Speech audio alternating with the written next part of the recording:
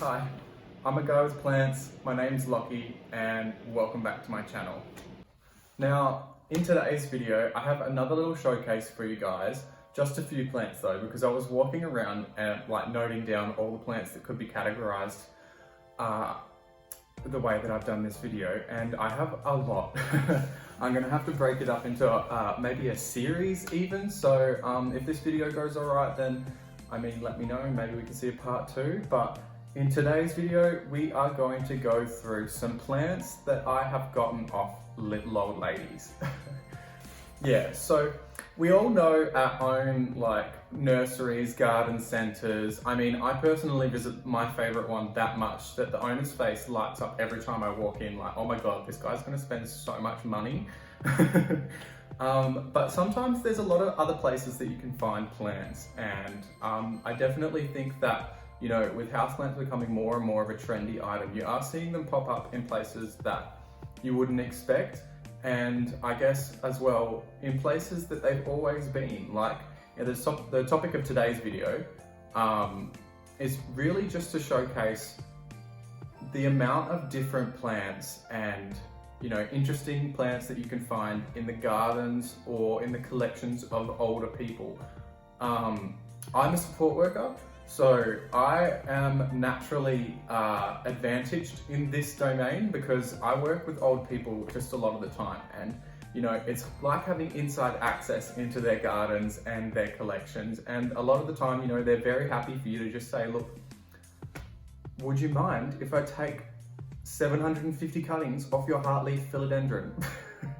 Most of the time they really appreciate that, and they love having, you know, people ask or inquire about plants. A lot of the time, you know, when you've had a garden for 30 years or longer even, then you've definitely had the time to fill it out with some really cool stuff, and most people are inclined to share that with others. So yeah, today I'd like to draw some attention to some of the plants that I have gotten off old people. Okay, so I got this plant as cuttings from my great grandma, who has several really large plants. Now this first one is Pedalanthalus typhlomoides or something, I believe. I'm gonna hold it up, so I'm not sure how good the lighting is here. Obviously, I'm probably gonna do the same thing as last video and intersperse it with some footage from elsewhere. But this is called the devil's backbone, and it's called that because of the way that the stalks zigzag, so they go back and forth up the main stems. It's got this lovely light green, sometimes it's variegated foliage. I got this, yeah, like I said, from my great grandma as cuttings. I had them in water, I just rooted them in water, but they are able to be soil propagated once the end of the cutting has calloused off. Yeah, so this is a plant that I have seen a few times in garden centers and nurseries, but of forms that aren't exactly as attractive as this. I've seen them with a lot more thick stems, a lot so if this plant is kept outside, it has a lot less, I've noticed that it has a lot less foliage. The foliage tends to be more pink variegated. You can still get some pink variegation inside, but you need to give it a lot of light if you're going to want to try for that. But it probably gets a little bit more water than a euphorbia. They're pretty good. They can tolerate dryness. But when the plant starts to get stressed out, it loses its lower leaves. So you can see on these plants, on this side of the plant, it's a bit bare.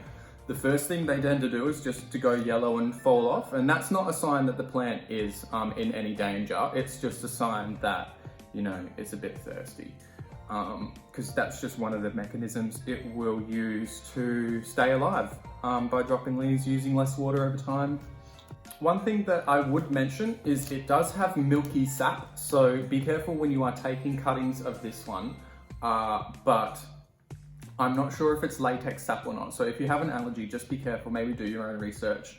But yeah, you can find this, at least I found this a lot in my hometown It seems to be in a lot of older gardens. I don't know if it was popular maybe 30, 40 years ago, but it's really nice. It does put out some flowers, although they're not really very prominent and they don't really tend to happen inside unless you've got it, like I said, in a really, really bright spot. But yeah, it's just a nice, stately, long plant. It adds that little bit of accent to areas and things. So yeah, that is Devil's Backbone. I'm not even gonna try and say the scientific name again. So the next plant I have for you guys is a Jade Plant. Now this is cheating a little bit because it's not exactly like it's a different or unique sort of plant. You do find this all over the place, in the US, in Australia, in Europe. It's a very common plant. However, I got this one from a senior center for $4. It was a little bit smaller than this, but mostly it was the same size. It's just grown some extra foliage on top. But I got this for $4 from a little senior center where there's an old lady who just sells little trinkets and plants and things from her garden. Yeah, so I would go pop over there. I've got a few plants actually, one more in this showcase from her, but yeah, no, Jade plants are really, really good. They're super hardy. They're a succulent, obviously, so be quite light-handed on the watering. They're super renowned as an office plant because they can survive in artificial light. They're one of those succulents that can tolerate low light and can even thrive in low light, but you do have to adapt it to that condition, right? You can't just put a plant probably straight from the nursery, which has probably just come from a greenhouse. You can't put something like that directly in a low light area because you're going to see things like leaves dropping off or even root rot if you're watering it a bit too much in that condition. But this guy, I've had this guy for over a year now. He's one of the first plants that I got on my plant journey, and since I've potted it in this pot, and I potted it quite quickly after I bought it, it's a big ceramic pot with a very small hole on the bottom, but I've got like some extra pebbles and perlite and thing in the bottom there to help drainage. But I've watered this guy only twice since I have potted him up, and in the entire over a year since I've had him.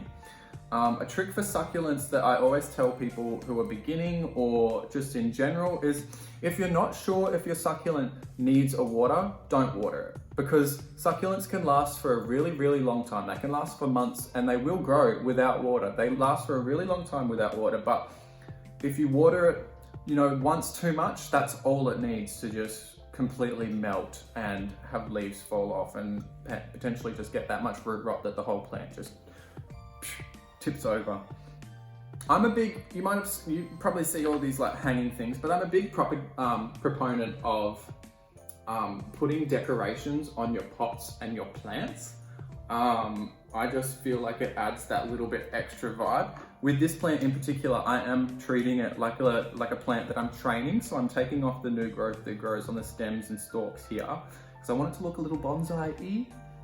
Like, obviously it's not a bonsai, but I would love it to have that kind of like elegant look. Its official name, I believe, is Crassula ovata. So yeah, that's another cool plant that you may find at an old person's home. Okay, so this next one I also got from the same lady at the senior center.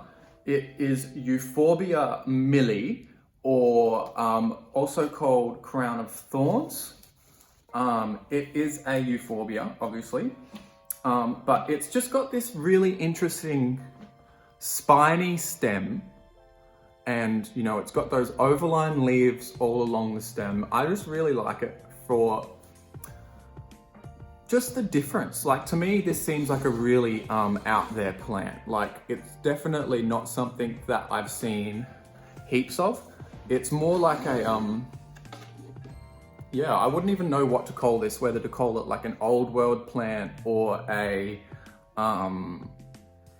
yeah, I have no idea. This was probably very popular like 30 years ago because you see it in some older parts of the city.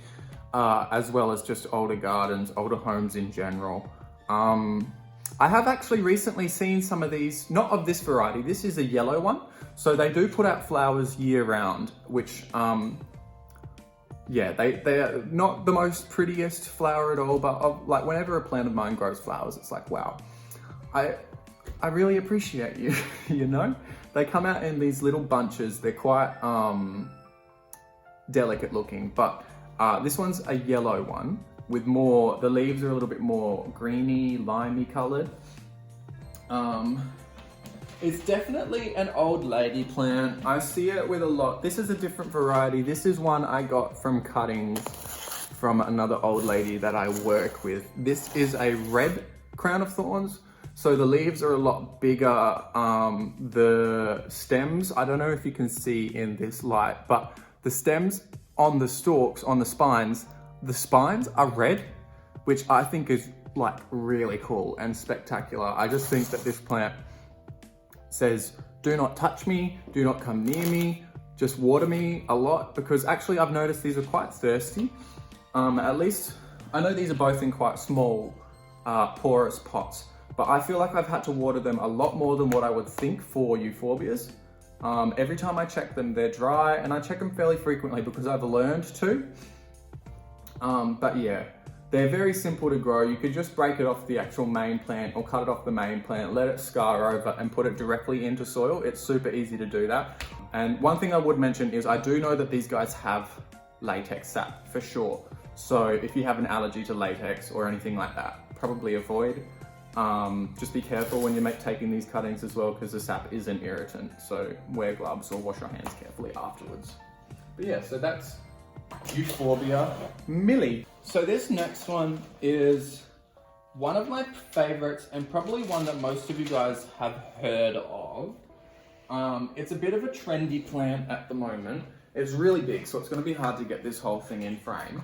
But this is a Philodendron Dark Lord, or at least I hope it is. I think it is. I'm not 100% sure. Like I said, I got this one as a cutting as well. The old people that I was working with at the time, they weren't sure, they couldn't tell me what it is, but I've done a bit of research, and I think that because, you know, it's got these really deep red stems, this really deep red growth spike, and on the undersides of the leaves, they've got that maroon veining. I think maybe this might be a Dark Lord, because the new leaves come out and they're slightly darker or a slightly different color, and then they fade to this green over time. But yeah, this is just a fantastic plant.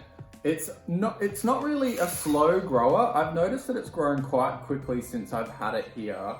I've put it on this pole because I want it to grow vertically. Obviously, it's got such really big, billowy leaves and long petioles. I think this would be a big space hog if I didn't put it on a pole, but it's grown on the pole quite nicely there. So it's like attaching itself and working its roots in and doing its own thing. It's having a really good time. I've got it in a spot which gets some direct sun for maybe 20 minutes every afternoon, and it's pretty bright for the rest of the day. I would probably give these guys a bright spot if you can, just because, you know, they are that type of philodendron, which probably does need a bit more light, you know, with that thick stem and big leaves. It's just like, I really love the leaves on this plant. It's just bougie vibes all over.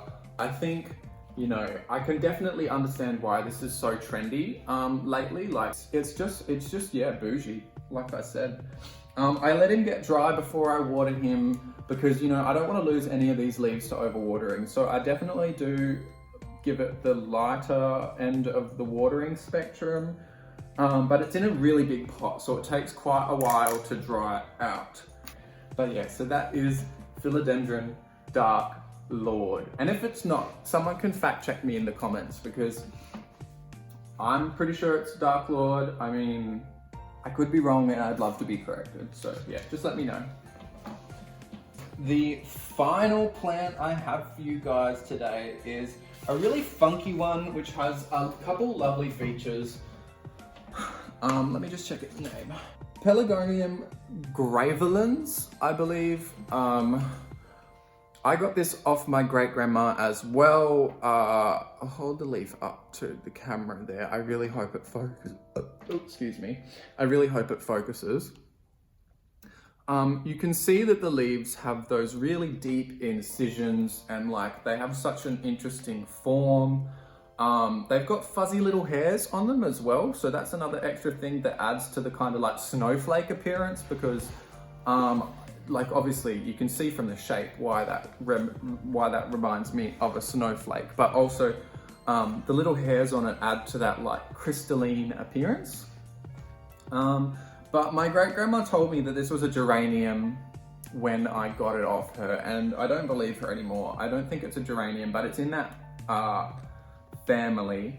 It's a little shrub. This one is in a room which probably is bordering on low light. I would say that it gets fairly dark, not fairly dark, but it doesn't get very bright until the afternoon, and then it gets a bit of afternoon sun. But my favorite part about this plant has to be the fragrance of the leaves, because if you just rub the leaves gently, or if you crush leaves or anything like that, it has a citronella smell. It smells like those little mosquito coils that you light up to like get rid of the mosquitoes. I've done some research and it says that apparently other plants or other like ones in this species may have more scents that are more floral or rose-like. But this dude smells like citronella. You could crush up the leaves of this, put them in your sock drawer and just, yeah, use it as like a potpourri or something. But no, I love this guy. I think he's just really funky. I've not seen any of these like ever in my nursery or garden center or hardware store or anything. I've never seen them anywhere. So I think it's a really cool addition to my collection because yeah, like I said, I've never ever seen it elsewhere. That is Pelargonium Gravelands, or look, I just call it a citronella geranium. That's not its name. It's not even a geranium, but that's what I call it. So yeah, that's my plant. And with that, I'm going to end the video here because I could go on for literally forever. When I walked around my house, like noting down all the plants that I've actually gotten from, like originally from old people or from little old ladies, I actually have a butt ton. So you guys could see a part 2 in the future, maybe if this video does all right. And yeah, I just really hope that I've brought to your attention some of the like alternate sources that you can get plants from. And it really brings a lot of joy into older people's, at least all the people that I have interacted with that have gardens that I've asked to like take cuttings from their gardens. All of them, it rocks their world. It makes them really happy. It's a great way to connect with family members or people that you know or whatever like that. You know what I mean? It's just a great way. And I think I really would encourage you to just go and have a look because you can find a lot of cool stuff, like I said, and like I've shown you. Maybe you can bring some houseplant joy to some of the older people in your life. But with that, I'm going to end the video here. So please like, share, and subscribe if you have enjoyed your time here. Drop a comment about the weirdest place that you've found a plant before. And yeah, I'll see you in my next video. Thanks. See ya.